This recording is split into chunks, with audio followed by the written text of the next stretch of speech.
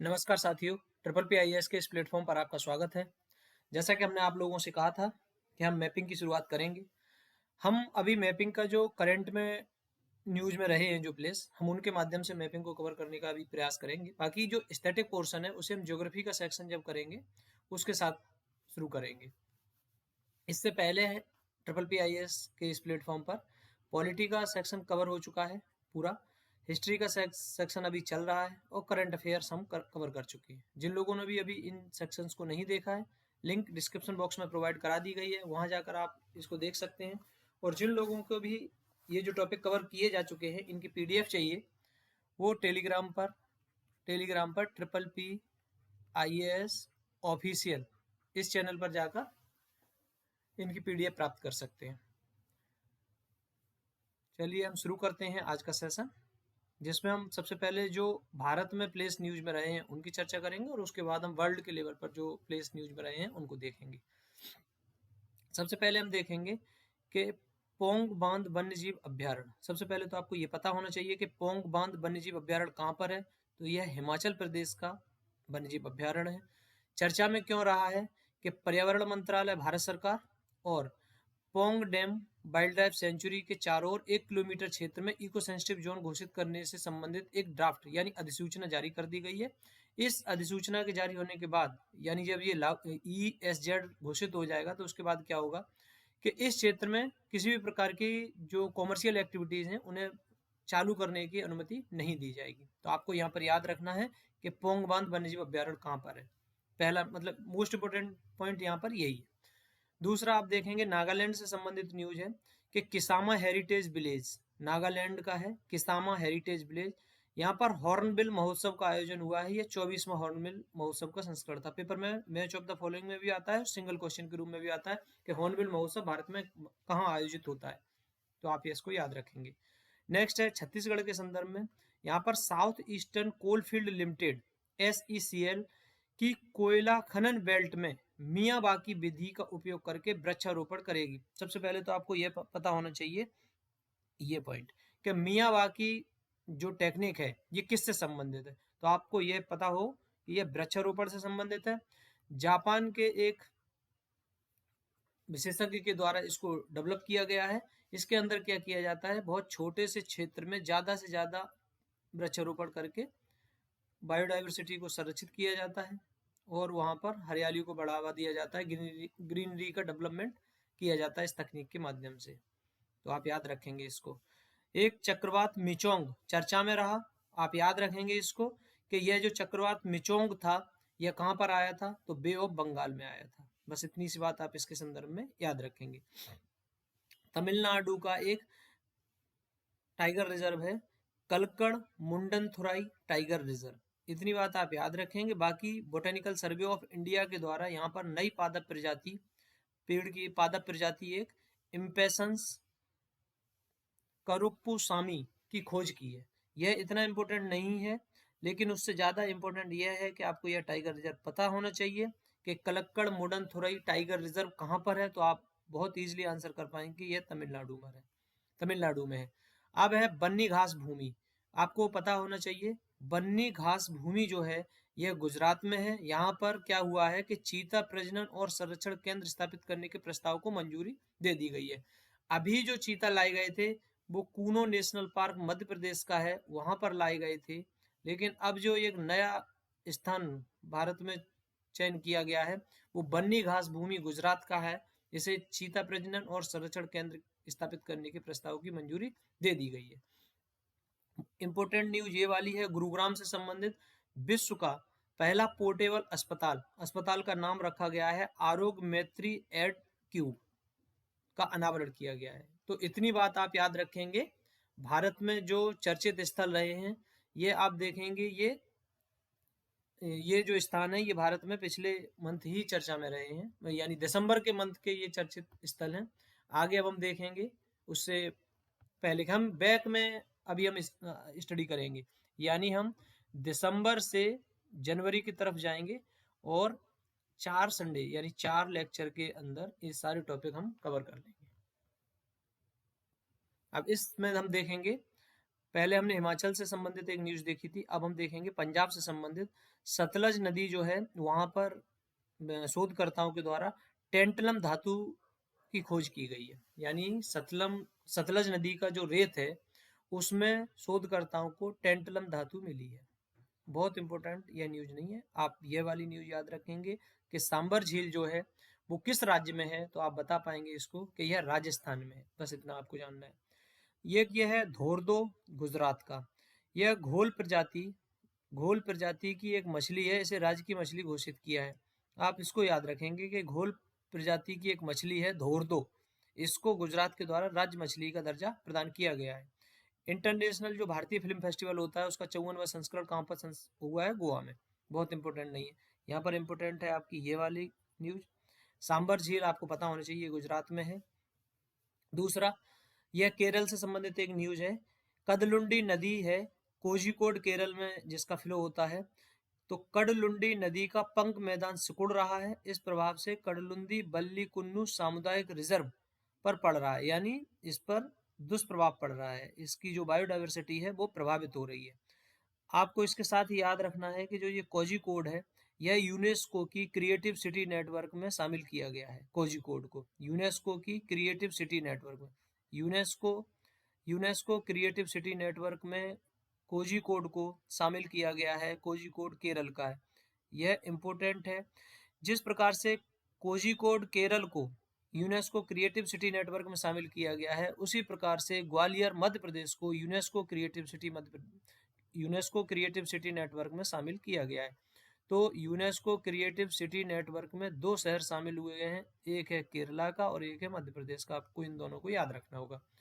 दूसरा, मणिपुर के संदर्भ में आपको याद रखना होगा कि ये जो लोकटक झील है यह मणिपुर में है। इसको आप इतना ही याद रखेंगे इसमें। बाकी आप एक याद रखेंगे कि लोह युग के जियोग्लिफ व्रत की प्राप्ति हुई है कहाँ से? मुदिचू थलापल्ली तेलंगाना से। बहुत इंपॉर्टेंट नहीं है। बाकी आप इस वाले क्वेश्चन को याद रखेंगे कि आंध्र प्रदेश का जो कुर्नूल जिला है यहाँ पर देवरगट्टू में बन्नी उत्सव का आयोजन हुआ है। अब 2 चीजें हमने अभी आपको बताई हैं। इससे पिछले स्लाइड में हमने आपको बताया था कि जो ये बन्नी घास का मैदान है, बन्नी घास का मैदान, बन्नी ग्रास लैंड, ये कहाँ पर है? बन्नी ग्रास लैंड, यह है आपका गुजरात में। यहाँ पे चीता संरक्षण की बात की जा रही है, जबकि बन्नी उत्सव का आयोजन है वो कुर्नूल जिला आंध्र प्रदेश में हुआ है। इस प्रकार से क्वेश्चन बनते हैं, आप याद रखेंगे इसको। जो बेंगलुरु है कर्नाटक का, यह C40 सिटीज के प्रति बेंगलुरु शहर की प्रतिबद्धता के अनुरूप बेंगलुरु क्लाइमेट एक्शन प्लान प्रस्तुत किया गया है। इतनी सी न्यूज आप इसमें याद रखेंगे। अब हम देखेंगे नेक्स्ट स्लाइड को। गुजरात का एक गांव है धोरडो गांव। धोरडो गांव, इसको united nation world tourism organisation के द्वारा सर्वश्रेष्ठ पर्यटन गांव में से एक के रूप में सम्मानित किया, यानी विश्व के और गांवों को इसमें पर्यटन गांव के रूप में चुना गया है, उसमें गुजरात के धोरडो गांव को चुना है। इससे पहले हमने गुजरात से संबंधित जो न्यूज पढ़ी थी, एक तो बन्नी घास के मैदान से संबंधित पढ़ी थी, दूसरी पढ़ी थी घोल प्रजाति मछली की है, उसको राजकीय मछली का दर्जा प्रदान किया गया है। आगे देखेंगे, मोस्ट इंपोर्टेंट में ये क्वेश्चन आप रखेंगे कि तेलंगाना में एक जनजातीय विश्वविद्यालय के निर्माण की स्थापना की यानी घोषणा की गई है। इस विश्वविद्यालय का जो नाम रखा जाएगा वो रखा जाएगा देवी समक्का सरक्का, इनके नाम पर इस विश्वविद्यालय का नाम रखा जाएगा। बीओ चिदम्बरम पोर्ट है कहाँ का? तमिलनाडु का है। यहाँ पर क्या हुआ है कि मिस्र से ग्रीन अमोनिया की पहली बार, भारत में मिस्र से ग्रीन अमोनिया का पहली बार बीओ चिदम्बरम पोर्ट तमिलनाडु पर आयात किया गया है। मिस्र से किया गया है, इसलिए यह न्यूज में है। आगे इधर देखेंगे हम, आंध्र प्रदेश के कोल्लेरू वन्यजीव अभ्यारण्य जो चर्चा में है, जैसे बीओ चिदम्बरम पोर्ट हो गया तो कहाँ पर है? तमिलनाडु में है। मुलुगु जिला तेलंगाना का, यहाँ पे ये देवी समक्का सरक्का के नाम पर केंद्रीय जनजातीय विश्वविद्यालय का निर्माण होगा। अब ये कोल्लेरू वन्यजीव अभ्यारण्य कहाँ का है? तो आंध्र प्रदेश का। आप इसको याद रखेंगे। इसमें क्या हो रहा है कि यहाँ भी वही कि इसके आसपास की जो भूमि है उसे अन्य गतिविधियों की एक सूची तैयार की जा रही है। इसे ecosystem zone eco sensitive zone इसे घोषित किए जाने के लिए प्रयास किया जा रहा है। अब हम देखेंगे नागालैंड की एक नदी है मिलक नदी। अब ये पूछा जा सकता है कि मिलक नदी का संबंध किस राज्य से है? या मिलक नदी मैच ऑफ द फॉलोइंग में लिखी होगी, आपको बताना होगा कहाँ से, तो आप याद रखेंगे मिलक नदी नागालैंड से। इससे पहले हमने नागालैंड से संबंधित एक क्वेश्चन किया है, वो हॉर्नबिल महोत्सव से किया है, जिसमें 24वां हॉर्नबिल महोत्सव का आयोजन किया गया है। तो हाल ही में रंग बदलने वाली मछली की नई प्रजाति बादिस लीमा कुमी की खोज की गई है। पूरा क्वेश्चन इंपोर्टेंट है कि बादिस लीमा कुमी हाल ही में इसकी खोज की गई है। यह एक रंग बदलने वाली मछली है। आपको पूछा जा सकता है कि यह कहाँ पर खोजी गई है, तो अगर राज्य पूछा जाएगा तो नागालैंड, किस नदी में खोजी गई है तो मिलक नदी। ऊपर बिहार का एक कंवर ताल है, कंवर ताल आर्द्र भूमि वेटलैंड है, रामसर में शामिल है। यह झील सूखती जा रही है, यह पर्यावरण के लिए एक खतरे के रूप में है। तो यहाँ पर ये तो पर्यावरणीय न्यूज हो गई कि यह झील सूखती जा रही है। आपको याद रखना यह है कि जो कंवर ताल है यह बिहार का एकमात्र वेटलैंड है और जो अभी हाल ही में घोषित किया गया है। तो इसलिए आप याद रखेंगे कंवरताल कहाँ का वेटलैंड है और रामसर में इसको शामिल किया गया है। अब हम देखेंगे वैश्विक स्तर पर जो चर्चा में रहे हैं उन स्थलों को। वैश्विक स्तर पर चर्चा में रहे स्थलों की बात करें अगर हम, तो भारत और इटली के बीच रक्षा सहयोग मजबूत करने के लिए एक समझौता हस्ताक्षर किया गया है। इटली की लोकेशन आप यहाँ देख ही रहे हैं, अफ्रीका के ऊपर या मेडिटेरियन सी के पास में। बाकी स्पेन के संदर्भ में यह पॉइंट इंपोर्टेंट है कि कैटलन अलगाववादियों को आम माफी दिए जाने की संभावना के खिलाफ बार्सिलोना में बड़े पैमाने पर विरोध प्रदर्शन किए गए। तो आप ये देखेंगे कि ये जो कैटलन अलगाववादी हैं इनका संबंध किस देश से है, तो आपको याद रखना होगा कि इनका संबंध स्पेन से। इसको हम मैप पर यदि देखें तो ये यहाँ देख सकते हैं हम, ये स्पेन है, इसकी राजधानी है मैड्रिड, और कैटलोनिया यह जो प्रांत है एक अलग से इतना प्रांत है, यहाँ पर ये अलग राष्ट्र की मांग कर रहे हैं ये लोग। और इसकी जो सीमाएं हैं आप देख सकते हैं फ्रांस से टच होती हैं, बे ऑफ बिस्के के पास में। स्पेन की जो लोकेशन है वो बे बिस्को के बिस्के के पास में है। पुर्तगाल इसके पश्चिमी क्षेत्र से लगा हुआ है।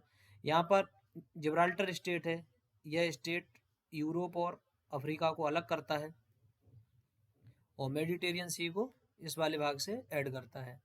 और आपको यहाँ पर एक लोकेशन हमें और बतानी थी, वो ये थी कि जो ये अंडोरा है, अंडोरा यूरोपियन प्रांत, यूरोपियन देश है एक अंडोरा। इसकी सीमा यदि आप देखें तो ये दो देशों के बीच में है, स्पेन और फ्रांस के बीच में। कौन सा? अंडोरा। तो अब हम आगे देखेंगे दूसरे चर्चित स्थल। नेक्स्ट न्यूज जर्मनी के संदर्भ में है। जर्मनी में क्या हुआ? जर्मनी के बॉन में रसायन प्रबंधन पर 5वें अंतर्राष्ट्रीय सम्मेलन का आयोजन किया गया। यह तो बस इतना इंपोर्टेंट है कि इसका यह आप याद रखेंगे कि रसायन प्रबंधन पर 5वें अंतर्राष्ट्रीय सम्मेलन का आयोजन हाल ही में कहाँ किया गया है, तो आप बताएंगे जर्मनी के बॉन में हुआ है। अब यह है सर्बिया और कोसोवो के संदर्भ में। यहाँ पर तनाव को कम करने के लिए यूरोपीय संघ और संयुक्त राज्य अमेरिका के प्रतिनिधियों ने उनके बीच बढ़ते तनाव को कम करने के लिए फिर से वार्ता आरंभ करने का सुझाव दिया। तो सर्बिया की लोकेशन आप देख लीजिए, सर्बिया ये यहाँ पर है। अब यहाँ पर एक बात की गई है सीरिया से संबंधित। तो सीरिया में संघर्ष बढ़ने से तुर्की ने आतंकवादियों पर हमले तेज किए। बहुत अच्छी न्यूज नहीं है, मतलब बहुत इंपॉर्टेंट नहीं है, इसको याद रखने की बहुत जरूरत नहीं है। यह चीन के संदर्भ में एक नॉर्मल न्यूज है कि हांगजो जो शहर है यहाँ पर 19वें एशियाई खेल आयोजित हुए थे। अभी हाल ही में पेपर हुआ है, उसमें एशियाई खेल में जो मेडल है, पदक तालिका है, उसके संदर्भ में क्वेश्चन पूछा गया था। इंपॉर्टेंट क्वेश्चन ये है, एक आप याद रखेंगे कि लाओ पीडीआर जो एक अफ्रीकी देश है, इसमें क्या हुआ है कि बांग्लादेश के बाद लिम्फेटिक फाइलेरिया का उन्मूलन करने वाला दूसरा देश बन गया है। इस वजह से यह न्यूज में है, आप याद रखेंगे इसको। ऑस्ट्रेलिया में क्या हुआ है? ऑस्ट्रेलिया में हुए एक जनमत संग्रह में देशज लोगों को संविधान में मान्यता देने संबंधी प्रस्ताव को खारिज कर दिया। पूछा जा सकता है कि हाल ही में किस देश में देशज लोगों को संविधान में मान्यता देने संबंधी प्रस्ताव को खारिज कर दिया है, तो आप याद रखेंगे वो ऑस्ट्रेलिया है। भारतीय रक्षा सचिव ने जाम्बिया में रक्षा मंत्रालय के स्थायी सचिव के साथ बैठक की। बहुत इंपोर्टेंट नहीं है, यह न्यूज इंपोर्टेंट है दक्षिण अफ्रीका के टोल्स्टॉय फार्म से संबंधित। ये जो टोल्स्टॉय फार्म है ये आपका है दक्षिण अफ्रीका के जोहानसबर्ग में। इस जोहानसबर्ग के टोल्स्टॉय फार्म में क्या है? गांधी जी की प्रतिमा का अनावरण किया गया है यहाँ पर। ये दक्षिण अफ्रीका, आपको पता होगा कि गांधी जी 1910 से 1914 के बीच दक्षिण अफ्रीका के इसी इलाके में यानी टोल्स्टॉय फार्म में ही रहे थे। इसकी स्थापना 1910 में इसकी स्थापना की गई थी गांधी जी के द्वारा। और गांधी जी ने अपने जो जीवन में सार्वजनिक जीवन की शुरुआत की गई थी वो यदि देखी जाए तो मुख्य रूप से दक्षिण अफ्रीका से ही की थी। और दक्षिण अफ्रीका में जो उनके अनुभव थे उन्हीं का लाभ उन्होंने भारत के स्वतंत्रता संग्राम में प्रयोग किए और उन्हीं प्रयोगों के आधार पर भारत को स्वतंत्रता दिलाने में सफलता हासिल की। अब हम नेक्स्ट स्लाइड देखेंगे जो चर्चा में रही है। अब इसमें देखेंगे हम सबसे पहले आइसलैंड। इम्पोर्टेंट है, पेपर में पूछा जा सकता है, क्योंकि यहाँ पर क्या हो रहा है कि जो आइसलैंड के प्रधानमंत्री हैं उन्होंने समान वेतन की मांग कर रही महिलाओं की हड़ताल में शामिल हुए हैं। किसी देश का प्रमुख यानी प्रधानमंत्री है, देश का एक बड़ी पोस्ट पर बैठा हुआ व्यक्ति हड़ताल कर रहे लोगों के साथ बैठ जाए या उनका समर्थन करे तो ये एक चर्चा का विषय है। तो इस प्रकार से यहाँ पर यह चर्चा में रहे कि यहाँ के जो प्रधानमंत्री हैं वो समान वेतन की मांग कर रही महिलाओं की हड़ताल में शामिल हुए। कहाँ पर? आइसलैंड में। आइसलैंड की लोकेशन आप देख सकते हैं, ग्रीनलैंड के बगल में है। यह है स्विट्जरलैंड। स्विट्जरलैंड में क्या हुआ है, मिनिमाता कन्वेंशन के पक्षकारों के सम्मेलन COP5 की 5वीं बैठक जिनेवा स्विट्जरलैंड में आयोजित हुई है। स्विट्जरलैंड ये जिनेवा स्विट्जरलैंड में इसका आयोजन हुआ है। अब आपको पता होना चाहिए मिनिमाता कन्वेंशन का संबंध किससे है, क्योंकि इससे संबंधित क्वेश्चन कई बार पूछे जाते हैं। हाल ही में जो आरओ का एग्जाम हुआ है उसमें भी इससे संबंधित क्वेश्चन आया था। तो ये जो मिनिमाता कन्वेंशन है ये 2013 में हस्ताक्षरित हुआ था, यानी इस पे सिग्नेचर 2013 में हुए थे। अंतरराष्ट्रीय संधि है। उद्देश्य इसका क्या है कि मानवीय स्वास्थ्य और पर्यावरण पर पारे के, यानी ये किससे संबंधित है? पारे से संबंधित। पारे और पारा और इसके जो अन्य यौगिक हैं, पारे और अन्य यौगिक हैं इसका मानव स्वास्थ्य और पर्यावरण पर जो दुष्प्रभाव पड़ता है उससे बचाने के लिए इस कन्वेंशन का आयोजन किया जाता है, ताकि उसके संबंध में जागरूकता बढ़ाई जा सके और उसके प्रयोग को कम किया जा सके। अब हम आगे बढ़ेंगे। इटली से संबंधित न्यूज है। इटली का सिसिली द्वीप है। यहाँ पर एक माउंट एटना ज्वालामुखी है, उसमें उद्गार फिर से हो गया। यहाँ याद रखने वाली आपको बात यह है कि सिसिली द्वीप कहाँ पर है? तो इटली में। एटना ज्वालामुखी कहाँ की है? तो इटली की है, और है कहाँ पर? सिसिली द्वीप पर। तो आप इतनी बातें आप इटली के संदर्भ में याद रखेंगे। स्टैटिक पोर्शन हम जब करेंगे, इटली की लोकेशन कहाँ पर है, तो वैसे अभी नॉर्मल में ही बता दें, ये मेडिटेरियन सी के पास है, अफ्रीका के ऊपर, यूरोप के नीचे, यानी ये मिडिल पाथ है। स्टेट ऑफ जिब्राल्टर का जो एरिया है यहाँ पर इटली आसपास पड़ती है। आपको हम स्टैटिक पार्ट कराएंगे, उसमें डिटेल से बताएंगे, और जो स्टेट इसके आसपास हो रही होंगी उनको भी हम बताएंगे। यहाँ पर एक न्यूज है बहरीन के संदर्भ में, बहुत इंपॉर्टेंट नहीं है, यह न्यूज इंपॉर्टेंट है। कतर की एक अदालत ने भारतीय नौसेना के 8 पूर्व कर्मियों को मृत्युदंड की सजा सुना दी है। अब कतर की लोकेशन, यद्यपि अभी हालिया डेवलपमेंट इसमें यह है कि इन 8 को जो सजा सुनाई गई थी, इन 8 को माफी प्रदान कर दी गई है और 8 लोग भारत में वापस आएंगे। लेकिन हमें अब याद रखना है कि ये कतर की लोकेशन कहाँ है। कतर की लोकेशन देखने के लिए हम एक मैप देखेंगे। ये देखिए कतर की लोकेशन, कतर, राजधानी दोहा, पर्शियन गल्फ में कतर पड़ता है। बहरीन भी पर्शियन गल्फ में ही है। इसमें जो पर्शियन गल्फ के दूसरे साइड में देखेंगे तो ईरान है, उसके एक और यूएई भी दिखाई देता है, सऊदी अरब भी है। तो आप यदि बात करें तो कतर की बाउंड्री टच किससे होती है, तो ये सऊदी अरब का इलाका है, ये देखिए ये टच हो रहा है। तो आप याद रखेंगे कि जो कतर है वो पर्शियन गल्फ में है, सऊदी अरब से उसकी सीमा साझा होती है। यूएई से यदि हम बात करें तो यूएई यहीं पर है, इसकी सीमा यहाँ से आगे नहीं है, जबकि कतर की सीमा ये बनी हुई है, ये यहाँ से यहाँ तक। तो आपको यहाँ पर याद रखना होगा कि कतर की सीमा सऊदी अरब के साथ साझा होती है और कतर की जो लोकेशन है वो पर्शियन गल्फ में है। इतनी बात आपको कतर के संदर्भ में याद रखनी होगी। नेक्स्ट न्यूज है ऑस्ट्रेलिया के संदर्भ में। यहाँ पर आपको न्यूज से ज़्यादा यह याद रखना होगा कि ये जो एक दवा का नाम लिखा है थैलिडोमाइड, त्रासदी बताया गया है इसको, त्रासदी हम अभी बात करेंगे। पहले तो आप याद रखेंगे कि जो थैलिडोमाइड है ये गर्भवती जो महिलाएं होती हैं उनको मॉर्निंग सिकनेस के लिए दी जाने वाली एक दवा है। मॉर्निंग सिकनेस, जो सुबह मतली, उल्टी, इस टाइप की घटनाएं होती हैं गर्भवती महिलाओं के दौरान, गर्भ के शुरुआती महीनों में, तो उसके लिए इसे थैलिडोमाइड को दिया जाता है।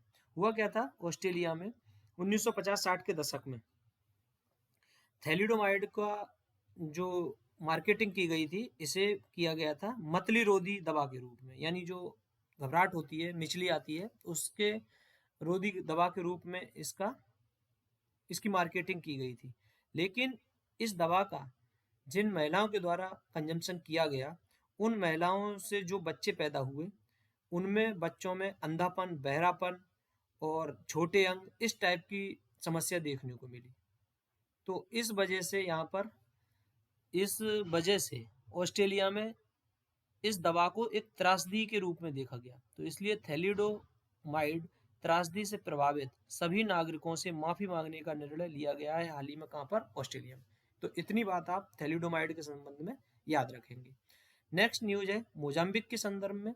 मोजाम्बिक में अफ्रीका में जारी विस्तारित परिचालनात्मक तैनाती के तहत आईएनएस सुमेघा मोजाम्बिक के मापुतो में पहुंच गया। ये भारत का आईएनएस सुमेघा है, यह मोजाम्बिक में तैनात किया गया है।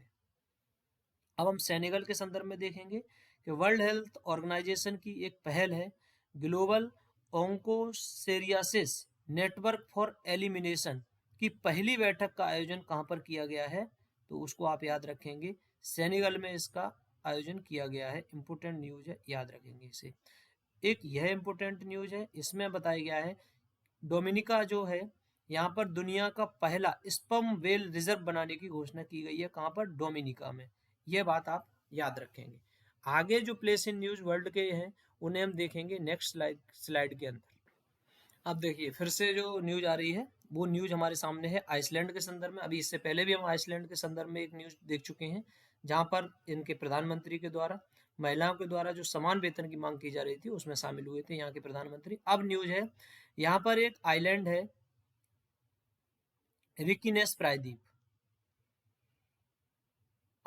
आइसलैंड के रिकीनेस प्रायद्वीप पर ज्वालामुखी की उद्गार की घटना देखने को मिली है। तो आपको यह याद रखना होगा कि यह जो रिकीनेस प्रायद्वीप है यह किस देश का भाग है? रिकीनेस प्रायद्वीप बताएंगे आइसलैंड का। जैसे सिसिली इटली का था और वहां पर एटना ज्वालामुखी आई थी, उसी प्रकार से रिकीनेस प्रायद्वीप है आइसलैंड का। नेक्स्ट हम देखेंगे आर्कटिक के संदर्भ में। तो यह इंपोर्टेंट है, भारत के पृथ्वी विज्ञान मंत्रालय के द्वारा आर्कटिक के लिए पहला शीतकालीन वैज्ञानिक अभियान शुरू किया है। आर्कटिक की लोकेशन ये यहाँ पर बताई जा रही है, मतलब ये इस वाला जो इलाका है नॉर्थ वाला, ये पूरा आर्कटिक का इलाका है, आर्कटिक। अब हम नेपाल के संदर्भ में एक न्यूज देख रहे हैं यहाँ पे। नेपाल दक्षिण एशिया का पहला देश बना है जिसने औपचारिक रूप से समलैंगिक विवाह को पंजीकृत करने की शुरुआत की है। मोस्ट इंपोर्टेंट में से आप इस क्वेश्चन को याद रख सकते हैं कि नेपाल औपचारिक रूप से समलैंगिक विवाह को पंजीकृत करने वाला पहला दक्षिण एशियाई देश बन गया है। अब नेपाल की लोकेशन हमारे लिए बड़ी ही स्ट्रेटेजिक लोकेशन रहती है। तो हम देखेंगे यह जो नेपाल है इसकी लोकेशन मान लो इस तरीके से। हमें देखना ये होगा कि यह भारत से जो सीमा साझा करता है इसमें इसकी सीमा किन किन राज्यों से साझा होती है। तो इस एरिया से यदि हम बात करें तो भारत के उत्तराखंड से यहाँ पे सीमा साझा होती है। यहाँ से अगर बात करें तो उत्तर प्रदेश से इसकी सीमा साझा होती है। यहाँ से बात करें तो इसकी सीमा बिहार से साझा होती है। इधर से यदि हम बात करें तो यहाँ से सिक्किम से इसकी सीमा साझा होती है। और यदि हम यहाँ वाले पार्ट से बात करें तो यहाँ पर पश्चिम बंगाल से इसकी सीमा साझा होती है। इस प्रकार से उत्तराखंड, सिक्किम, उत्तराखंड, सिक्किम, पश्चिम बंगाल, यह जो हुआ ना सिक्किम, पश्चिम बंगाल, बिहार, उत्तर प्रदेश, ये जो 5 राज्य हैं, इन 5 राज्यों से नेपाल जो देश है वो सीमा साझा करता है। आपको इतना बात याद रखना होगा क्योंकि मैपिंग में इस प्रकार के क्वेश्चन अक्सर पूछे जाते हैं। पढ़ा सब होता है, कंफ्यूजन इस लेवल का हो जाता है कि हम जानते हुए भी गलत कराते हैं। तो इस वजह से आपको बहुत ध्यानपूर्वक सुनना है और ध्यानपूर्वक अपने मैप पे इन चीज़ों को लोकेट करना है। जिन लोकेशन के बारे में हम चर्चा कर रहे हैं आप मैप अपना लीजिए और उस पर लोकेट कर लीजिए ताकि याद रहेंगे, क्योंकि पिक्चराइजेशन वाली जो थीम रहती है वो माइंड ज़्यादा देर तक याद रख सकता है और एग्जाम हॉल तक आप उसे ले जा सकते हो। इसलिए आप उसको ध्यानपूर्वक सुने और देखें। नेक्स्ट हम पढ़ेंगे अब पापुआ न्यू गिनी के संदर्भ में। पापुआ न्यू गिनी में एक माउंट उलाबून है, वहां पर ज्वालामुखी उद्गार हुआ है। बस इतनी सी बात आप याद रखेंगे पहले कि माउंट उलाबून ये कहाँ पर है। जैसे हमने आपसे प्रायद्वीप बोला ना, रिकीनेस प्रायद्वीप आइलैंड में, सिसिली आइलैंड, इटली में। अब यहाँ पर है माउंट उलाबुन, ये कहाँ पर है? पापुआ न्यू गिनी में। ज्वालामुखी उद्गार हुआ है, इसके प्रभावित लोगों के लिए भारत ने $1 मिलियन की राहत सहायता की घोषणा की है, इसलिए भी इम्पोर्टेंट हो जाता है। Mount Ulawun, Papua New Guinea. Antarctica में क्या हुआ है? भारत की भागीदारी के 40 वर्ष पूरे हो गए, बहुत ज्यादा इंपोर्टेंट नहीं है। माल्टा के संदर्भ में यदि देखेंगे हम, तो अरब सागर जो है, यहाँ से एक जहाज एमबी रुएन, ये पूछा जा सकता है हाल ही में एमबी रुएन का जो हाईजैक किया गया है, यह किस देश का है? तो आप बताएंगे ये माल्टा का है। हाईजैक कहाँ से हुआ है? अरब सागर से। भारतीय नौसेना ने इसमें मदद की है। हाईजैक किए गए माल्टा के जहाज एमबी रुदन की भारतीय नौसेना ने मदद की है इसे छुड़ाने में। गुयाना के संदर्भ में हम देखेंगे कि वेनेजुएला और गुयाना के बीच एसेक्विबो नदी तथा इसके अपतटीय क्षेत्र पर सीमा विवाद को लेकर तनाव उत्पन्न हो गया है। यह पूछा जा सकता है कि एसेक्विबो नदी है जो किन दो देशों के बीच में विवाद का विषय है? तो आप बताएंगे वेनेजुएला और गुयाना। वेनेजुएला और गुयाना ये दो जो देश हैं वो दक्षिण अमेरिकी देश हैं, जिनकी लोकेशन यहाँ पर आपको देखने को मिलेगी। यह न्यूज इंपोर्टेंट है। इटली ने हाल ही में बीआरआई से बाहर होने की घोषणा कर दी है। बीआरआई क्या है? बेल्ट एंड रोड इनिशिएटिव है, यह बात आप याद रखेंगे। इसके साथ ही आप देखेंगे यहाँ पर स्लोवानिया के संदर्भ में, तो स्लोवानिया में बार्सिलोना कन्वेंशन की 23वीं बैठक COP23 का आयोजन हाल ही में किया गया है। इस प्रकार से यदि हम देखें, एक न्यूज अभी हाल ही में चर्चा में रही थी इजराइल और हमास के युद्ध के संदर्भ में, तो हम उसका मैप और देख लेते हैं। क्वेश्चन आते हैं अक्सर। ये देखिए इजराइल का मैप, ये है आपकी इजराइल। इजराइल के नॉर्थ साइड से हम स्टडी करेंगे। तो सबसे पहले तो देखेंगे कि इजराइल की सीमा आप देखेंगे तो लेबनान पहला, सीरिया, जॉर्डन और इजिप्ट, इन 4 देशों से लगती है। कौन कौन से हैं? Lebanon, Syria. हम मैप के थ्रू आपको इसलिए बता रहे हैं कि कभी पूछा जाता है कि इजराइल के पश्चिम में लेबनान है, इजराइल के पूर्व में लेबनान है, तो आप गलत करेंगे, बताएंगे इजराइल के उत्तर में लेबनान है, उत्तर पूर्व में सीरिया है, जबकि पूर्व की तरफ जॉर्डन है, पश्चिम की तरफ इजिप्ट, इजिप्ट का सिनाई प्रायद्वीप यहाँ पर आता है, तो वो है। तो आप इस प्रकार से देखेंगे कि लेबनान, सीरिया, जॉर्डन और इजिप्ट, यह इजराइल से सीमा साझा करते हैं। अब हम फिर से इजराइल के मैप पे जाएंगे, तो उत्तरी साइड में हम देखेंगे यहाँ पर पड़ता है गोलन हाइट, पूछा जाता है, कई बार पूछा जाता है, आप इसको याद रखेंगे कि इजराइल के उत्तरी साइड में होता है गोलन हाइट्स। यहाँ पर बीच में है वेस्ट बैंक, पूर्व की साइड में पड़ता है यहाँ, और यहाँ यह इसकी राजधानी है जेरूसलम। इसी को लेकर तीनों धर्मों का यह पवित्र स्थान माना जाता है, इस्लाम, ईसाई और यहूदियों का। यहाँ पर डेड सी है इसके पश्चिमी पूर्वी साइड में, ये जो यहाँ पर दिख रहा है। इसके अलावा आप देखेंगे कि इसकी जो गाजा स्ट्रिप है, इससे संबंधित क्वेश्चन अभी हाल ही में आरओ के एग्जाम में आया है। यह क्वेश्चन आप ये मान के चलिए यूपीएससी से लेके और जितने स्टेट कमीशन के एग्जाम होते हैं उनमें सब में पूछे जाने की प्रबल संभावना वाला क्वेश्चन है। तो आप इस मैप को बहुत अच्छे से याद रखें और इस मैप को इस ढंग से करें कि इसके चारों साइड क्या है, कौन सी सीमा साझा होती है, कौन सी नहीं होती है, इस प्रकार का आपको पूरा नॉलेज हो इस मैप का। तो आप याद रखेंगे कि इसके उत्तरी भाग में गोलन हाइट्स है, डेड सी इसके पूर्व में दिखाई देता है, वेस्ट बैंक इसके मिडिल पाथ में दिखता है, और जो इसराइल का पश्चिमी हिस्सा है यहाँ पर गाजा स्ट्रिप है, जहाँ से सिनाई प्रायद्वीप की बाउंड्री टच होती है। तो इस प्रकार से आप देखेंगे यह जो जेरूसलम है ये तो फलस्तीन की राजधानी है, और अभी मैंने शायद राजधानी बोल दिया, आप लोगों को लगा कि इजराइल के लिए एक राजधानी ये है तेल अवीव। ये जेरूसलम इसराइल का शहर है, इसी को लेकर जो विवाद बना हुआ है अभी हाल ही में वो जेरूसलम पर नियंत्रण को लेकर है। तो तेल अवीव इसकी राजधानी है। इस प्रकार आप देखेंगे, देखो मेडिटेरियन सी से भी इसकी बाउंड्री साझा होती है। हाइफा भी इसराइल के उत्तर पश्चिमी साइड में देखने को मिलता है। तो इसराइल की ये बाउंड्री यहाँ पर जो ग्रीन कलर से दिख रही है, ये बाउंड्री है 1967 की। 2012 में ये फलस्तीन का कंट्रोल में कौन सा हिस्सा है? ये गाजा स्ट्रिप, और ये वेस्ट बैंक वाला ये फलस्तीन के नियंत्रण में है।